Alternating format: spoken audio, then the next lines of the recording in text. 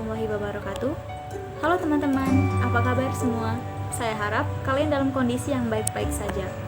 Perkenalkan, saya Siti Fatima dari Program Studi Pendidikan Bahasa Inggris, Fakultas Ilmu Tarbiyah dan Keguruan, UIN Raden Fatah, Palembang.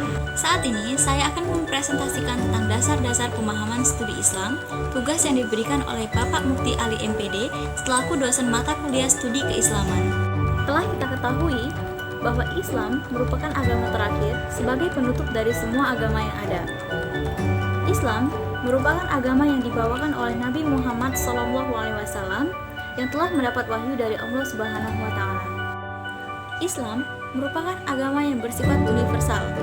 Ia tidak hanya berlaku untuk etnis tertentu saja, tidak hanya berlaku untuk rentangan waktu yang terbatas, seperti halnya ajaran agama yang diturunkan oleh Allah kepada para nabi terdahulu. Oleh karena itu, untuk mempelajari Islam lebih mendalam, maka muncullah ilmu yang dinamakan dengan studi Islam. Studi Islam secara etimologis merupakan terjemahan dari bahasa Arab, yaitu dirasa Islamiyah. Menurut bahasa, dirasa berasal dari kata darasa, yang artinya belajar, mengkaji, atau mempelajari. Sedangkan kata Islam, yaitu agama Islam. Dirasa Islamiyah ini mengandung arti memahami, mempelajari, atau mengkaji Islam sebagai objek kajian. Dirasa Islamiyah di Indonesia dikenal sebagai studi keislaman atau kajian Islam, sedangkan di Barat dikenal dengan Islamic Studies. Studi Islam itu sendiri terdiri dari dua kata, yaitu studi dan Islam. Studi adalah suatu kegiatan yang secara sengaja diusahakan untuk memperoleh suatu pemahaman, keterangan, atau meningkatkan keterampilan.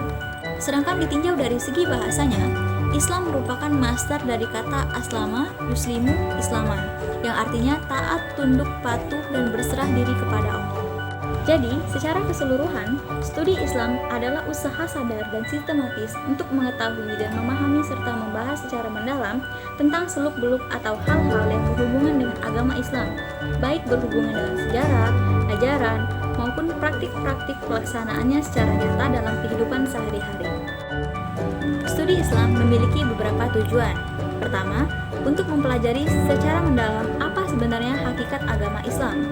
Kedua, untuk mempelajari secara mendalam pokok-pokok isi ajaran agama Islam dan operasionalisasinya dalam pertumbuhan dan perkembangan budaya peradaban Islam sepanjang sejarah. Yang ketiga, untuk mempelajari secara mendalam sumber dasar ajaran agama Islam yang tetap abadi dan dinamis. Keempat, mempelajari secara mendalam prinsip dan nilai-nilai dasar ajaran agama Islam dan bagaimana membimbing serta mengontrol perkembangan budaya dan peradaban manusia pada zaman modern. Baiklah teman-teman, selanjutnya materi ini akan dilanjutkan oleh rekan saya Muhammad Iksan Ramadan. Assalamualaikum warahmatullahi wabarakatuh. Perkenalkan, nama saya Muhammad Iksan Ramadan. Saya akan melanjutkan penjelasan materi dari saudari Fatima. Di sini, saya akan menjelaskan materi dari objek studi Islam. Baiklah teman-teman, objek dari kajian Islam itu sendiri yaitu agama Islam tentunya. Dari fenomena sosial yang terjadi di dalam masyarakat, Islam memang menarik untuk dijadikan sebagai objek kajian. Dalam mengkaji Islam, tentu kita harus berpedoman pada dua sumber otentiknya. Ada dua, yaitu Al-Quran dan hadis. Fungsi Al-Quran dan hadis di sini adalah untuk memecahkan sebagai pedoman masalah yang timbul dalam masyarakat. Seorang muslim mengadakan suatu kajian, suatu penafsiran terhadap Al-Quran dan hadis, sehingga timbullah pemikiran Islam baik yang bersifat tekstual maupun kontekstual. Islam pada dimensi yang sakral atau suci. Islam normatif adalah salah satu pendekatan yang lebih menekankan kepada aspek normatif dalam ajaran Islam yang terdapat pada Al-Quran dan Sunnah. Selanjutnya, Islam historis. Islam historis adalah Islam yang sesungguhnya ada di kalangan masyarakat. Islam historis muncul karena suatu pemahaman dari setiap individu atau diri sendiri dalam masyarakat tentang kajian Islam secara menyeluruh. Nah, inilah yang disebut sebagai pemikiran Islam. Baiklah teman-teman, studi Islam tidak hanya dilakukan oleh kalangan umat Islam saja, melainkan juga dilakukan oleh orang-orang di luar kalangan umat Islam. Bedanya, Di luar kalangan umat Islam, studi keislaman bertujuan untuk mengetahui seluk-beluk agama dan praktik agama yang berlaku di kalangan umat Islam yang semata-mata sebagai ilmu pengetahuan atau Islamologi.